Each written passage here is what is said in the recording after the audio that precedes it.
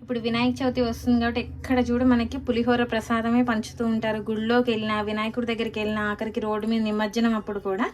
So అంత famous పులిహోర వెంకటేశ్వర స్వామి గుళ్ళో దొరికే విధంగా ఎలా ప్రిపేర్ చేసుకోవాలో చూపిస్తాను చూడండి. పర్ఫెక్ట్ టేస్ట్ తోటి, పర్ఫెక్ట్ కన్సిస్టెన్సీ తోటి నోట్లో వెయ్యగానే ఆ టెంపుల్లో తిన్న ఫీలింగ్ వస్తుంది. సో మీరు కూడా ఖచ్చితంగా ట్రై చేయండి, చాలా టేస్టీగా ఉంటుంది. ఎలా చేసుకోవాలో పర్ఫెక్ట్ ప్రొసీజర్తో చెప్పాను. సో మీరు కూడా ఖచ్చితంగా ట్రై చేయండి, టేస్ట్ చేయండి. 80 to 100 grams చింతపండు తీసుకోండి. 1/2 kg రైస్కి ఈ మాత్రం చింతపండు సరిపోతుంది. బాగా ఒక 200 ml వరకు బాగా హీట్ చేసిన వాటర్ వేసుకోండి. ఇదిగోండి ఇలా నానబెట్టుకోండి ఒక 1/2 hour. ఒక కడాయి పెట్టుకొని ఒక 1/2 స్పూన్, మనం ఇంట్లో వాడే స్పూన్తోనే అన్నీ చెప్తున్నాను, ఒక 1/2 స్పూన్ మిరియాలు వేసుకోండి. ఒక 1 స్పూన్ జీలకర్ర వేసుకోండి. ఒక 1/2 స్పూన్ మెంతులు వేసుకోండి. ఒక 1/2 స్పూన్ ఆవాలు వేసుకోండి. ఒక 3 ఎండుమిర్చి వేసుకోండి. ఒక 1 స్పూన్ కరివేపాకు కూడా వేసుకోండి. ఇవన్నీ కూడా ఒక 2 minutes మొత్తం స్లోలో పెట్టుకొని ఫ్రై చేసుకోండి. మెంతులు కలర్ చేంజ్ అయ్యేంత వరకు ఫ్రై చేసుకోవాలి. ఇదిగోండి ఇలా ఆవాలు పేలుతున్నప్పుడు మెంతులు కూడా ఇలా ఎర్రగా అయిపోయాక ఏగిపోయినట్టు ఇంకా స్టవ్ ఆపేసుకోండి. అంతా మిక్సీ జార్లోకి తీసుకొని మెత్తగా గ్రైండ్ చేసుకోండి. ఇదిగోండి ఇలా ముందుగానే అన్నం వండుకోవాలి. నేను నార్మల్గా గంజి వాచేటట్టు వండుకున్నాను కాబట్టి ఏం చూపించలేదు. మీరు కుక్కర్లో వండుకోవాలనుకుంటే 2 glasses బియ్యం తీసుకోండి, 3.5 glasses వాటర్ వేసుకొని మీడియం ఫ్లేమ్లో 2 whistles తీసుకుంటే సరిపోతుంది. కొంచెం ఉడికేటప్పుడు ఆయిల్ వేసుకోండి, అప్పుడు రైస్ అనేది గలగలలాడుతుంది. ఇప్పుడు చల్లార్చుకోండి రైస్.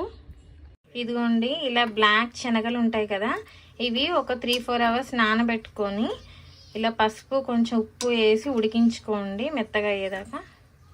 ఇదిగోండి చింతపండు బాగా నానిపోయింది. ఇప్పుడు అంతా బాగా ఇలా స్క్వీజ్ చేసుకొని ఈ తొక్కుని సపరేట్ చేసుకోండి. ఇదిగోండి ఇలా చింతపండు మొత్తం స్క్వీజ్ చేసుకొని ఇప్పుడు ఈ తొక్కు అంతా బయటికి తీసేసుకోండి.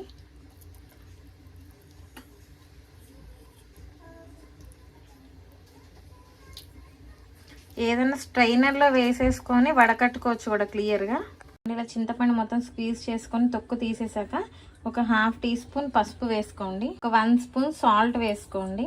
ఒక 3 పచ్చిమిర్చి ఇలా కట్ చేసుకొని ఇదంతా మిశ్రమాన్ని ఉడికించుకోండి. ఇలా మొత్తం దగ్గర పడేంత వరకు కలుపుకుంటూ కుక్ చేసుకోండి మీడియంలో పెట్టుకొని. ఇదిగోండి ఇలా చింతపండు కుక్ అవుతుంటుంది కదా, ఈ టైంలో కొంచెం ఒక 1/2 teaspoon అంత బెల్లం వేసుకోండి, టేస్ట్ బాగుంటుంది. ఇప్పుడు ఇదంతా దగ్గర పడేంత వరకు కుక్ చేసుకోండి. చింతపండు ప్యూరీ మొత్తం బాగా దగ్గర పడిపోయింది చూసారా, ఇంత దగ్గర పడిపోవాలి. ఇప్పుడు స్టవ్ ఆపేసుకోండి.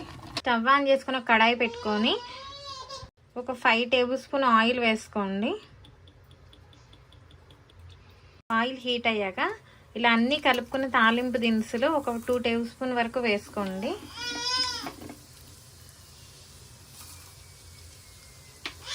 ఇందులోనే పల్లీలు ఒక 1/2 కప్పు వరకు వేసుకోండి. పల్లీలు కొంచెం ఎర్రగా అయ్యేదాకా ఫ్రై చేసుకోండి.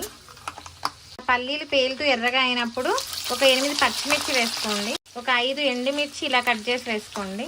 ఒక 3 రెబ్బలు కరివేపాకు వేసుకోండి. కరివేపాకు వేగిన తర్వాత ఉడకబెట్టి పక్కన తీసుకున్న శనగలు వేసుకోండి. స్పూన్ పసుపు వేసుకోండి.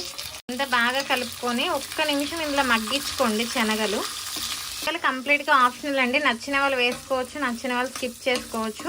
అవి వేసుకుంటే పులిహోర ఇంకా టేస్టీగా ఉంటుంది. ఎవరైనా ట్రై చేయకపోతే ఈసారి ఖచ్చితంగా ట్రై చేయండి. తాలింపు దినుసులు కూడా ఇలా అన్నీ కలిపి లేకపోతే కనుక 1 tablespoon ఆవాలు, 1 tablespoon జీలకర్ర, 1 tablespoon శనగపప్పు కలిపి వేసేసుకోండి. తాలింపు అంతా మంచి మగ్గిన తర్వాత మనం ముందుగా ప్రిపేర్ చేసుకున్న ఈ పులిహోర మసాలాను వేసేసుకోండి. ఇది ఇంకొక 1 నిమిషం వేగించుకోండి ఈ మసాలాని కూడా. అందులో ఇందులోనే మనం ముందుగా ఉడికించి పెట్టుకుని చింతపండు ప్యూరీని కూడా వేసేసుకోండి.